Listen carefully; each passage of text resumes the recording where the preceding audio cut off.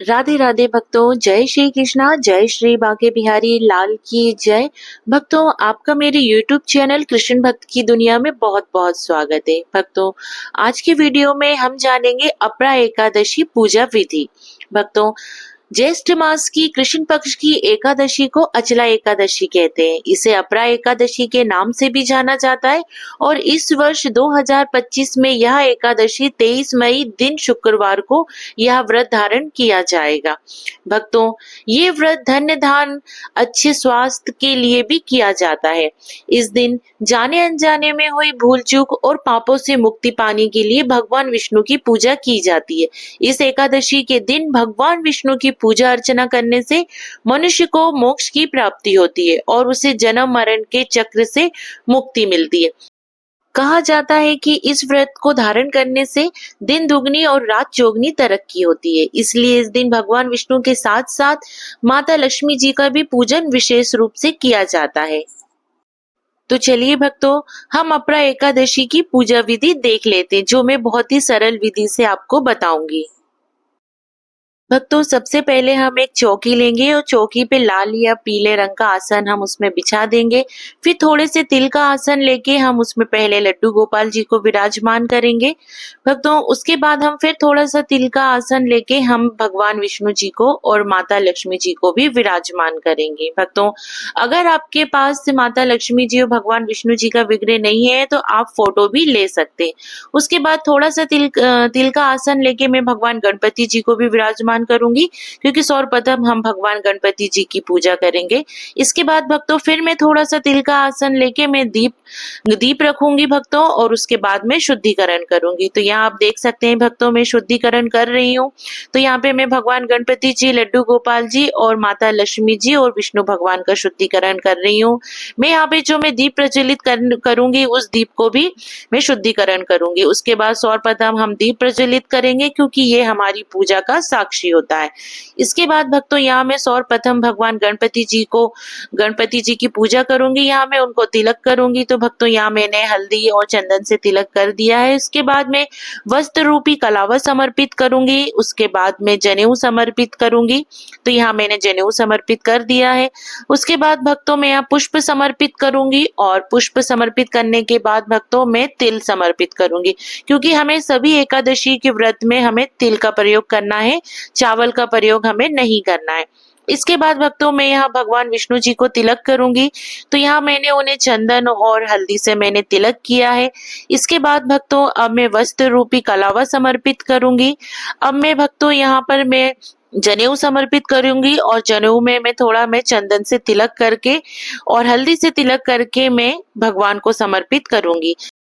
अब मैं माता लक्ष्मी जी को तिलक करूंगी। तो यहाँ मैं इनको कुमकुम से और हल्दी से तिलक करूंगी। तो इस तरीके से मैंने माता लक्ष्मी जी को तिलक कर दिया है।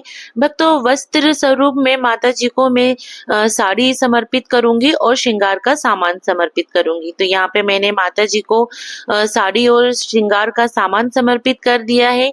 अब मैं यहाँ पे पुष्प समर्पित करूंगी और तिल समर्पित करूंगी। तो मैंने तिल समर्पित कर दी हूँ और अब मैं पुष्प समर्पित कर रही हूँ। तो भक्तों आप चाहे पुष्प पीले रंग के, सफेद रंग के समर्पित कर सकते हैं। हो सके तो आप पीले रंग के पुष्प जरूर समर्पित करें, या जो आपके पास हो वो तो फिर आप समर्पित करेंगे ही, पर आप कोशिश कीजिए कि आप पीले रंग के पुष्प समर्पित कर सके। यहाँ मैंने माता लक्ष्मी जी को मैंने लाल रंग का पुष्प समर्पित किया है। इसके बाद भक्तों अब मैं यहाँ लड्डू गोपाल जी की पूजा करूंगी। तो यहाँ मैंने उन्हें सर्वप्रथम तिलक कर दिया है।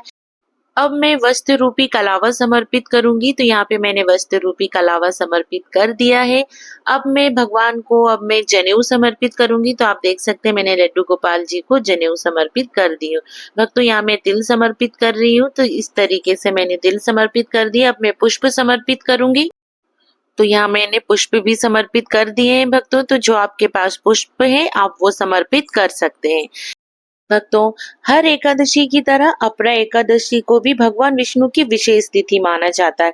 इसलिए इस दिन श्री हरि के भक्त पूरे समर्पण के साथ उनकी पूजा करते हैं, और जो भक्त पूरे मन से इस दिन भगवान की पूजा अर्चना व ध्यान करते हैं, उन्हें मृत्यु के बाद भूत पिशाच और अन्य शापित योनियों में जन्म लेने की पीड़ा से मुक्ति मिलती है। इसलिए भक्तों, सभी एकादशी का व्रत आप जरूर धारण करें।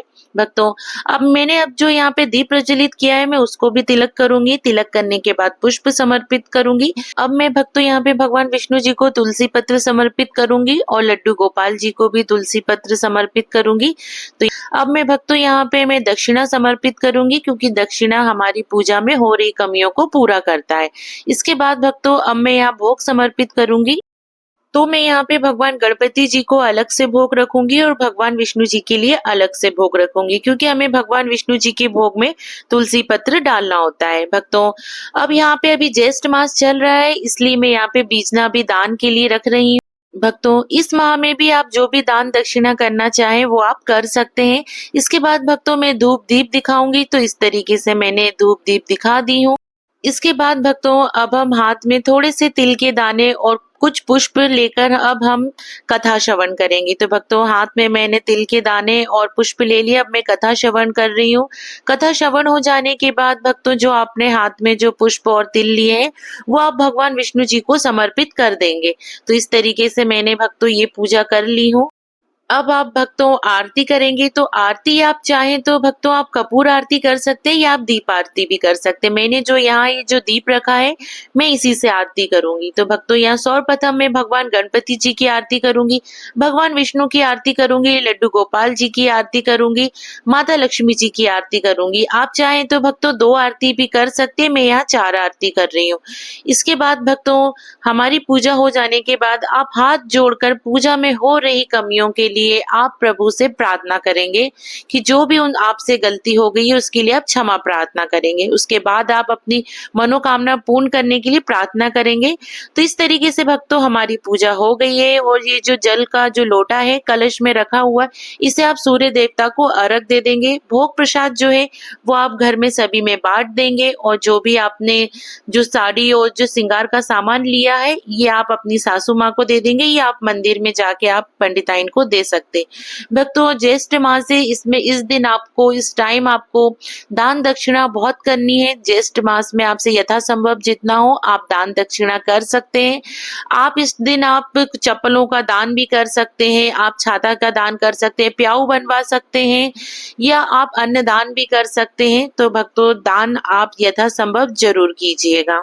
भक्तों, अपरा एकादशी का ये छोटा सा वीडियो, अगर ये पूजा विधि आपको पसंद आई हो तो वीडियो को लाइक व शेयर जरूर कीजिएगा।